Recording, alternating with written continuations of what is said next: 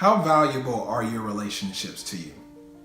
Let's take an inventory and rate in your life the relationships that you have, from your platonic relationships to maybe your romantic relationship, if you're in one, parental relationships. How valuable are they to you? Could you look at each of these relationships and friendships and be able to say that this one is very valuable to me, and this one is, I could kind of take it or leave it. I think I would probably put them as more of an acquaintance, so they don't have as much value. Well, let me tell you, we all have a value system that's placed on our life. There's a value that's placed on every single human being, and we do it without thinking. We do this with our pets. We do it with our job when we get ready to get up in the morning, and immediately we have to gauge how valuable is this job to me, or do I just want to stay home? Do I want to play hooky, or is this job far too valuable for me to do that? How valuable is this relationship? Do I really want to respond back to this text? I don't know if this relationship is as valuable to me as this text is requiring of me. It's a value system in our mind that's constantly counting the cost. And so there are people out there who have placed a value on you. And I wonder if this value that has been placed on each and every one of us, if the value that we accept is a discounted value of what we're really worth. Now, the romantic relationships in your life will require the absolute most out of you, and so these are commonly the most valuable relationships that you have in your life.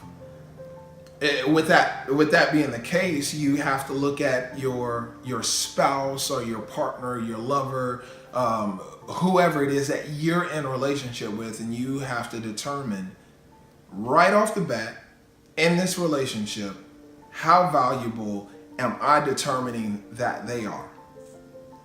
And the reason why this is important, that you place the absolute greatest value that you possibly can on this person. Number one, you're going to be getting emotionally intimate with this person. You're going to be getting spiritually intimate, mentally intimate, and giving yourself wholly to them in those regards. And if you're married, then you're going to be giving yourself physically and financially. They'll know everything about you.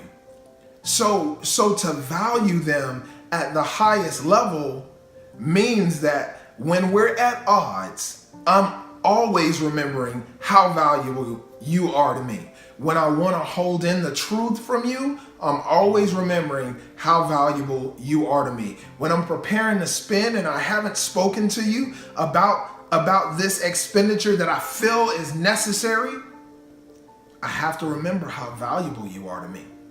Otherwise, I'll mistreat the relationship. I'll mistreat what it is that we have. I'll mistreat our intimate connection, which says that I'm sharing with you all that I am, all that I have. So why all of a sudden is that changing? Well, because I've devalued you.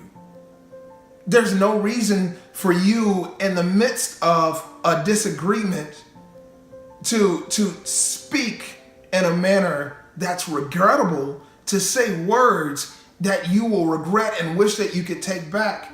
There's no reason for that to happen if you value them to the highest degree. But when you begin to erase that value, when their value is written in with pencil, it means that you'll quickly change that value, and you'll say, well, they're not as valuable to me. I can lose them and I'm fine with that. But remember, you're the one who set that value. So when we first decide, like, this is who I am, when someone asks you, who are you?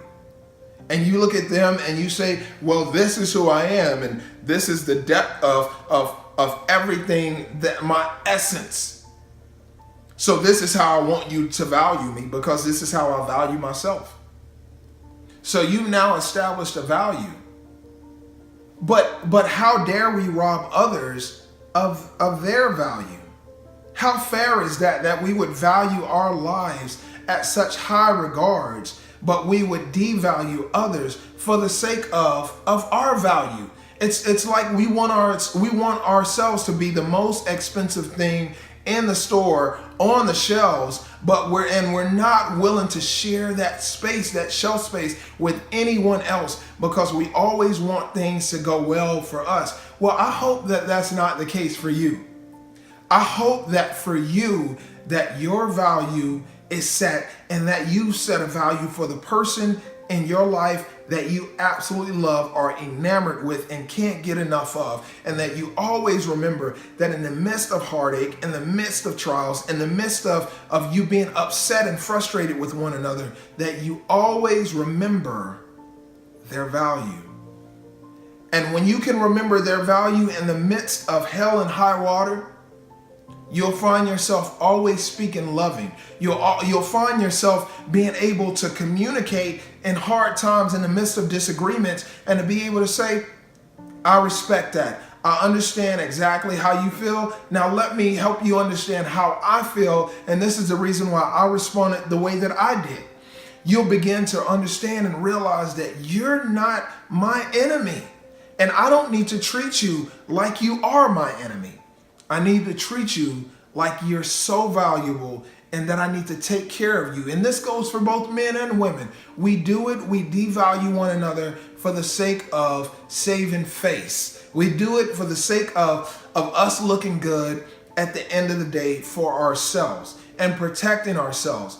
But if you go into a relationship, you're saying that I will protect you, I will provide for you, I will stay in unity with you, I'll commune and communicate with you, I'll be relatable to you, because we're in a relationship, and I want to make sure that I'm always relating to you, that you are so valuable and so important to me.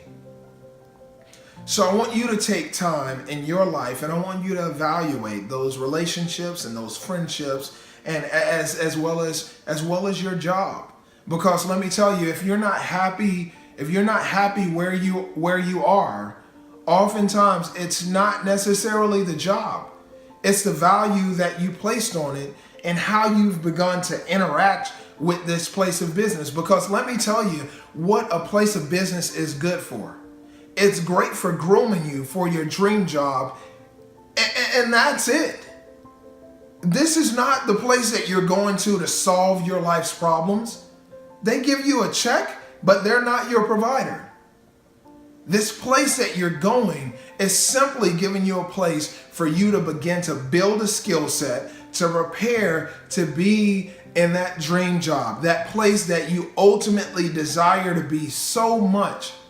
But if you begin to devalue your boss, begin to devalue your superiors, and you don't value the workplace, you don't value the environment, you don't value your coworkers, so you treat them any kind of way, then what do you expect to get in return?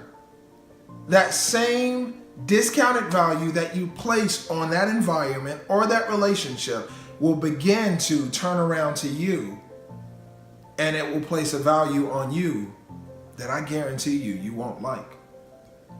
So be vigilant to surround yourself with people who are valuable. And in the process of doing that, always remember what their value is. Go into strong discussions, reminding yourself they're valuable to me. Let me make sure that I take care of them. Let me make sure that I take care of my words towards them. Is that good? This is what it means to be relatable. Hi, this is Jeremy Gaston. Did you enjoy this episode? If so, feel free to share it with a friend and subscribe to our next episode. If you'd like free books and other materials on how to create deeper relationships and have healthier friendships and to create better employment, be sure to stop by my website, jrmygstn.com, and fill in your name